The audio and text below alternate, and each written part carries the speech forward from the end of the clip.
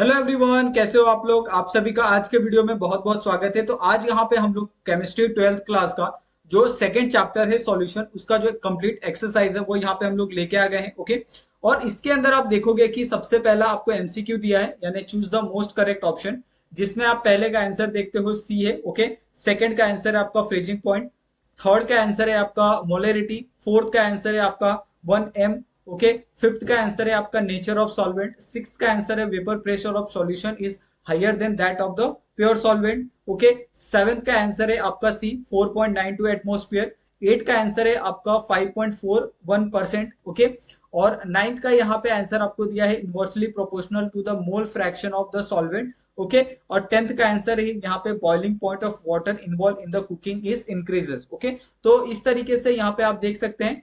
उसके बाद नेक्स्ट जो आपका 11th वाला है, जिसका पहला सब ए वाला ऑप्शन है 0.0159 मोल पर लीटर, ये आपका क्या है, करेक्ट आंसर है। उसके बाद 12th वाला, ये आखिरी आपका एमसीक्यू है कि they are the isotonic solution. Okay, तो यहाँ पे ये जो सी ऑप्शन है वो करेक्ट है।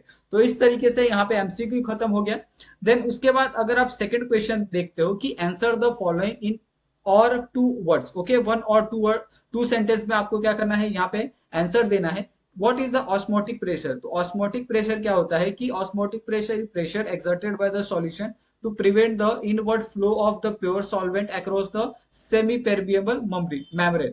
तो अगर आपने देखा होगा कि एक जो आपका प्लांट होता है या पेड़ होता है, वो क्या करता है, आपका जो सॉइल है, सॉइल से बहुत सारा जो एक ये है, वाटर कंटेंट है, मिनरल है, वो बाकी प्लांट को क्या करता है, पहुंचाता है। तो ये कैसे पहुंचाता है, ये पहुंचाता है आपका ऑस्मोटिक प्रेशर के थ्रू, और इसी को हम लोग क्या कहते हैं, ऑस्मोटिक प्रेशर कहते हैं। ओके, सेकंड है आपका यहाँ पे अगर आप देखो कि a solution concentration is expressed in the molarity and not in the molality while considering osmotic pressure। why?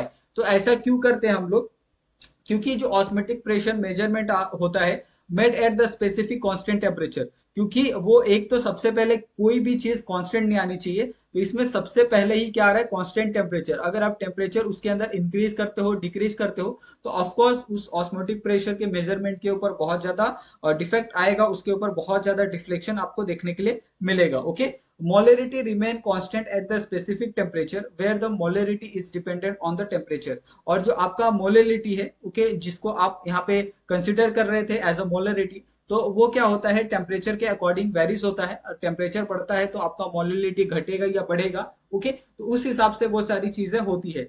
There for the molality is prefer over the molality is expressed as the concentration of solution while considering the osmotic pressure। Okay, तो ये तो आपको बहुत अच्छे से समझ में आ गया होगा कि एक्चुअली में जो आपका मोलरिटी है या मोलिलिटी है, वो किस तरीके से हम लोग according to the osmotic pressure के हिसाब से देखते हैं। ओके, थर्ड क्वेश्चन आपको दिया है कि write the equation relating the boiling point equivalence to the concentration of solution.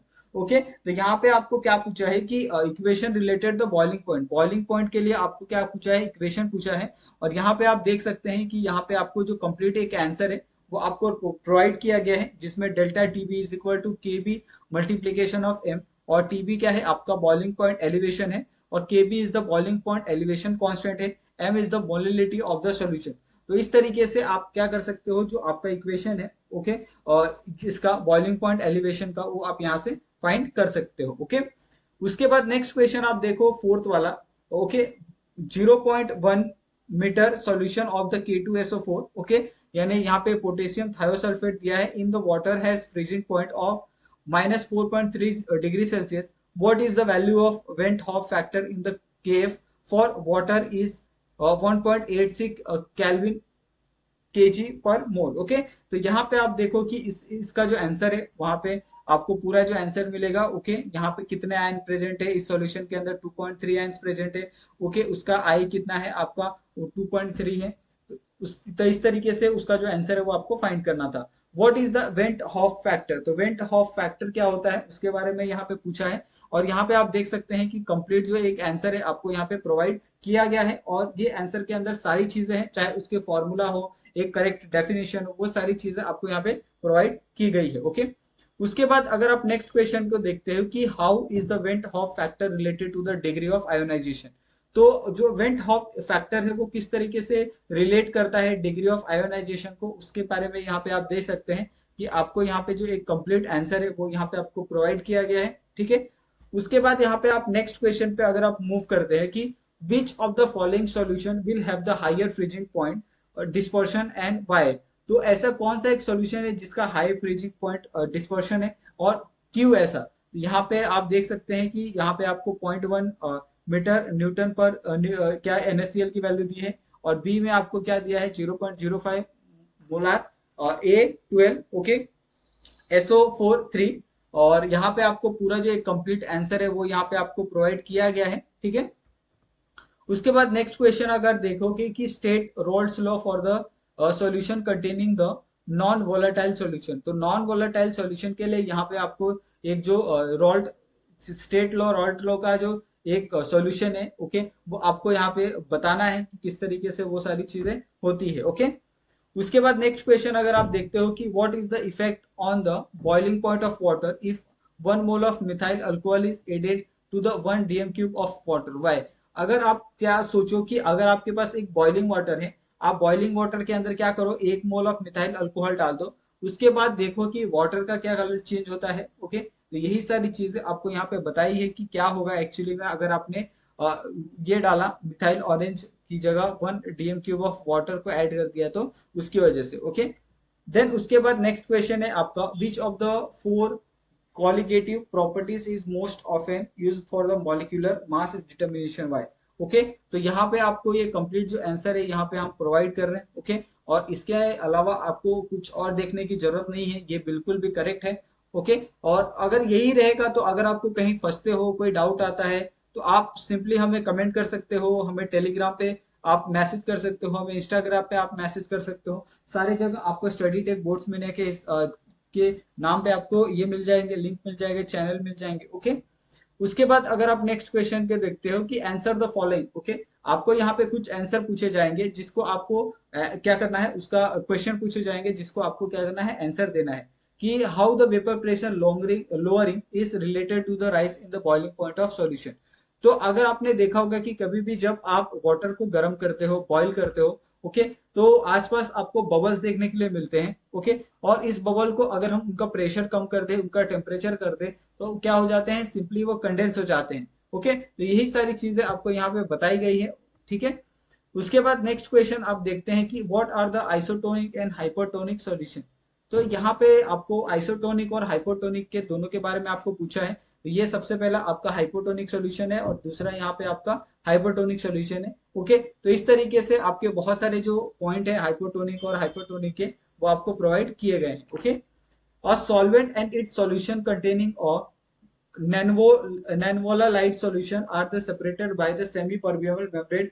Does the flow of the solvent occur in the both direction? Okay, आपको इसका जो रीजन है वो आपको देना है, ठीक है। तो यहाँ पे आप देख सकते हैं कि यहाँ पे आपको एक कंप्लीट जो आंसर है वो आपको प्रोवाइड किया जा रहा है। और मेरा यही रिक्वेस्ट रहेगा कि आप लोग प्लीज अपने दोस्तों के साथ भी इस वीडियो को शेयर करिए ताकि वो भी जितना से जितना हो सके अपने लिए बहुत सारी चीजें आसान करे, अपने लिए खुद से आंसर ढूंढना स्टार्ट करे, ओके। उसके बाद नेक्स्ट क्वेश्चन अगर आप फोर्थ वाला देखते हो कि the osmotic pressure of the calcium chloride and the urea solution of the same concentration at the same temperature are respectively, okay, 0.605 atmosphere and the 0.245, check the van't Hoff factor for the calcium chloride, okay. तो calcium chloride के बारे में यहाँ पे आपको बताना है कि अगर आप osmotic pressure of calcium chloride को urea solution of the same concentration में क्या करते हो मिक्सचर करके, ओके, वो दे देते हो तो इससे क्या होता है वही सारी चीजें यहाँ पे आपको बतानी है, ओके। उसके बाद यहाँ पे आप उसका जो एक कंप्लीट आंसर है वो आप यहाँ पे देख सकते हो, आपको पूरा एक बहुत ही फॉर्मेट वाइज यहाँ पे आपको जो आंसर है वो लिख के दिया है, ओके। और उसके आगे का जो एक बचा कुचा जो आंसर है वो आपको यहाँ पे दिया है, तो आपको बिल्कुल भी हम लोग कोई भी किसी का भी जो आंसर है वो स्किप नहीं करेंगे, सारे के सारे जो क्वेश्चन उनका एक परफेक्ट आंसर आपको दिया जाएगा, ओके। नेक्स्ट क्वेश्चन है एक्सप्लेन द रिवर्स ऑस्मोसिस। तो यहाँ पे हमने रिवर्स ऑस्मोसिस का एक छोटा सा जो डायग्राम है आपको प्रोवाइड किया है ताकि आपको थोड़ा सा इसके बारे में समझे कि एक्चुअली में केमिस्ट्री होता क्या है, रिवर्स ऑस्मोसिस क्या होता है, वो बाकी सारी चीजें आपको समझने में मदद मिलेगी, ओके। तो यहाँ पे आप रिवर्स ऑस्मोसिस के बारे में देख सकते हैं कि किस तरीके से ये छपा हुआ है, ओके। बाकी सब चीजें यहाँ पे आपको बताई जाएगी। How many molar mass of the solute is determined by the osmotic pressure measurement. Okay, तो आप बता सकते हो कि कितने ज्यादा पहलवान ये हो सके, how how how the molar mass of the solute is determined by the osmotic pressure experiment. Okay, तो आपको यहाँ पे क्या करना है, molar mass of solute determine करना है। ओके, किसकी मदद से, ऑस्मोटिक प्रेशर मेजरमेंट की मदद से। ओके, उसके बाद नेक्स्ट क्वेश्चन है कि why the vapour pressure of the solvent is lower by the dissolving in the non volatile solid solid solute into the it. Okay, तो यहाँ पे एक बहुत ही कमाल का एक क्वेश्चन हो सकता है कि why the vapour pressure of the solvent is lowering by the disclosing. Okay, तो एक तरीके से यहाँ पे आप देखो कि एक जो आपका वेपर प्रेशर होता है वो किस तरीके से जो डिजोल्व की जो पावर है उसको कम कर देता है। ओके, उसका जो आंसर है यहाँ पे आपको देखने के लिए मिलेगा। ठीक है, उसके बाद नेक्स्ट क्वेश्चन जो आपका 8 वाला है, using the Raoult's law how will you show that delta P is equal to zero P I into the two where the two X is the mole function of the solute in the solution and P1 vapour pressure of the pure solvent. Okay, तो इस तरीके से यहाँ पे आप देख सकते हैं कि एक कंप्लीट हेल्प की मदद से वो रेडी होके आई है। ओके, और आपको यहाँ पे जो कंप्लीट जो आंसर है वो यहाँ पे आपको दिखाया दे रहा है। ओके, और यहाँ पे उसके जो आगे का जो क्वेश्चन का आंसर है वो यहाँ पे आपको प्रोवाइड किया गया है। ठीक है, नेक्स्ट क्वेश्चन आपको 9th वाला कि while considering the boiling point elevation and the freezing point dispersion or solute concentration is expressed in the modality and not in the morality। Okay, तो इसके बारे में यहाँ पे आप देख सकते हैं कि यहाँ पे आपको जो कंप्लीट एक आंसर है वो आपको यहाँ पे प्रोवाइड किया गया है। ओके, उसके बाद drive the relationship between the degree, तो यहाँ पे आपको ये एक तरह से derive the relationship between the degree of dissociation of an electrolyte and the van't Hoff factor. तो आपको डिसोसिएशन ऑफ इलेक्ट्रोलाइट और वेंट हॉफ फैक्टर में क्या करना है, जो आपका एक ये है नॉलेज है उसको आपको बताना है, किस तरीके से क्या क्या चीजें हो सकती है, वो सारी चीजें यहाँ पे आपको डिस्क्लोज करनी है। What are the effect of temperature on solubility, तो सॉल्युबिलिटी के ऊपर टेम्परेचर का क्या दिमाग और होता है, वो सारी चीजें यहाँ पे आपको बतानी है। Okay, what is the effect of temperature on the solubility of solid in water. Okay, next अगर आप देखते हो कि एग्जाम्पल भी आपको दिया है, एग्जाम्पल के थ्रू भी आप समझ सकते हो। ओके, उसके बाद यहाँ पे आप 6th वाला क्वेश्चन देखो। 6th वाला क्या है, obtain the relation between the freezing point dispersion of A solution containing the non volatile non electrolytes and it's molar masses. Okay, तो उस हिसाब से यहाँ पे आपको ये कंप्लीट जो आंसर है वो आपको प्रोवाइड किया गया है। ठीक है, उसके बाद नेक्स्ट यहाँ पे आपका 7th वाला क्वेश्चन है, explain with the diagram and boiling point elevation in the term of vapour pressure lowering. Okay, तो यहाँ पे हम बात करेंगे कि इसका जो डायग्राम है boiling point of elevation in the term of vapour pressure lowering का, वो आई होप आपको वहां पे मिल जाए। जब आप वीडियो अपलोड होगा तो वहां पे देख सकती है, उसके नीचे हम लोग एड ऑन कर देंगे ताकि आपको बहुत ज्यादा मदद हो अगर आप उस पॉइंट के ऊपर देखना चाहते हैं, उस पॉइंट को आप समझना चाहते हैं तो। ओके, उसके बाद 8 वाला क्वेश्चन अगर आप देखो कि fish generally need the 0.2 concentration in water at least 3.8 minute. Okay, और यहाँ पे एक बहुत ही कमाल का जो इंटरेस्टिंग फैक्ट है वो मुझे पता चला है, L for the survival what partial measurement of the CO2 about 101। Okay, तो इस तरीके से अगर आप करते हो तो आप आसानी से इसका जो आंसर है वो आप दे सकते हो। ओके, और ऑलरेडी इसका जो आंसर है वो आपको लिखा हुआ है तो आपको बिल्कुल भी तकलीफ नहीं होगी। इसके बाद यहाँ पे rearrangement the equation we found, यहाँ पे आपको क्या करना है, जो भी आपका इक्वेशन दिया है आपको उसको क्या करना है, रीअरेंजमेंट करना है। ठीक है, 9th क्वेश्चन आपको पूछा है कि the vapour pressure of water is 20 degree Celsius in the 70 mm okay Hg। What is the vapor pressure of solution containing the 2.8 gram urea in the 50 gram of water। तो इस हिसाब से यहाँ पे आपको एक न्यूमेरिकल क्वेश्चन पूछा है। ठीक है, तो आपको इस चीज के लिए बहुत ज्यादा प्रैक्टिस की जरूरत है अगर आप इस चीज के बारे में नहीं जानते तो। ओके, तो यहाँ पे एक तरह से ये पूरा जो कंप्लीट सीरीज हुआ था, ये कंप्लीट सीरीज में हमने ये सॉरी यहाँ पे आप बात करें तो यहाँ पे आप देख सकते हैं कि किस तरीके से इसका जो आंसर है वो यहाँ पे लिखा गया है। ओके, उसी तरीके से 10th का है। 10th में आपको 5% the aqueous solution of the cane sugar okay has the freezing point of 271 kelvin, calculate the freezing point of 5% aqueous glucose solution. Okay, तो यहाँ पे उसका एक कंप्लीट जो आंसर है आपको यहाँ पे देखने के लिए मिल रहा है। तो इस तरीके से ये पूरा आपको जो कंप्लीट आंसर है वो आपको लिखना है। 11th वाला है और solution of the citric acid तो सिट्रिक एसिड का जो यहाँ पे आप फॉर्मूला है वो आप देख सकते हैं, इसको चाहे तो आप नोट कर सकते हैं। In the 50 gram of acidic acid has the boiling point elevation of 1.76 kelvin if the नैम्ब्रा फॉर्म एक्सीडेंट। ओके, यहाँ पे इसका जो आंसर है आपको यहाँ पे देखने के लिए मिल जाएगा, what is the molality of the solution. आपको क्या करना है, बेसिकली यहाँ पे जो मोलिलिटी है वो आपको फाइंड करना है, ठीक है। 12th वाला देखो कि aqueous solution of the certain organic compound has the density, यहाँ पे आपको डेंसिटी दिया है, ओके। उसके बाद osmotic pressure of the 12.6 atm in the 250 degree से, okay, 250 degree Celsius at the freezing point of minus 1.03 degree Celsius, what is the molar mass of the compound. Okay, तो यहाँ पे आपको उस तरीके से ये हो रहा है। तो यहाँ पे आप देख सकते हैं कि यहाँ पे भी आपको एक कंप्लीट जो आंसर है वो आपको प्रोवाइड किया गया है, उसके आगे का जो एक पार्ट है उसको भी यहाँ पे प्रोवाइड किया गया है, ओके। उसके बाद यहाँ पे 13th वाला क्वेश्चन है। 13th वाले क्वेश्चन का भी जो आंसर है आप नीचे देख सकते हैं, उसका भी आंसर यहाँ पे आपको कंप्लीटली प्रोवाइड किया गया है, जिसमें आपको mixture of benzene and the toluene content 30% by the means of content.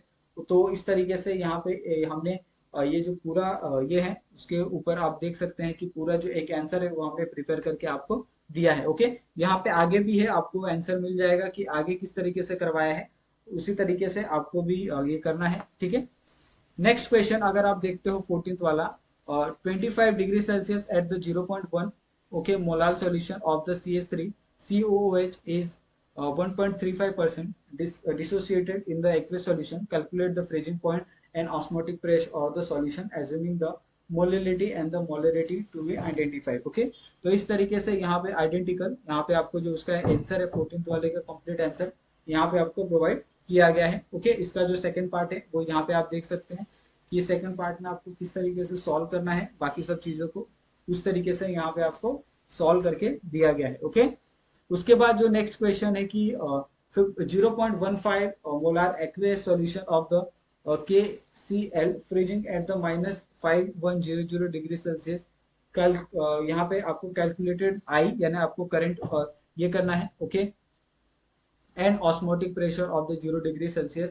Assume the volume of the solution equal to that of the water, okay। तो इस तरीके से यहाँ पे आप देख सकते हैं कि यहाँ पे आपको जो पूरा कंप्लीट जो आंसर है वो आपको यहाँ पे मिल जाता है। अगर आपको यहाँ पे देख सकते हो कि यहाँ पे आपका इसका सेकंड पार्ट भी आपको देखने के लिए मिल रहा है, ठीक है। तो अगर आपको इसके अंदर कोई डाउट होगा या फिर कुछ पूछना होगा तो आप लोग हमें कमेंट कर सकते हो। हमारा टेलीग्राम और इंस्टाग्राम का भी आपको आईडी और उसका जो लिंक है वो आपको डिस्क्रिप्शन में मिल जाएगा, वहां से जाके आप हमें फॉलो कर सकते हो, ओके। और ऐसे ही बहुत सारे जो वीडियोस है आप वहाँ पे देख सकते हो, ओके। तो आई होप आपको ये वीडियो पसंद आया होगा, और लास्ट लास्ट में जाते जाते बस इतना ही कहना है कि प्लीज आप लोग हमारे चैनल को सब्सक्राइब कर दीजिए और हमें सपोर्ट करिए। तो थैंक यू सो मच आप सभी का वीडियो देखने के लिए, और मिलते हैं हम लोग नेक्स्ट वीडियो में नए टॉपिक के साथ, okay. Thank you so much.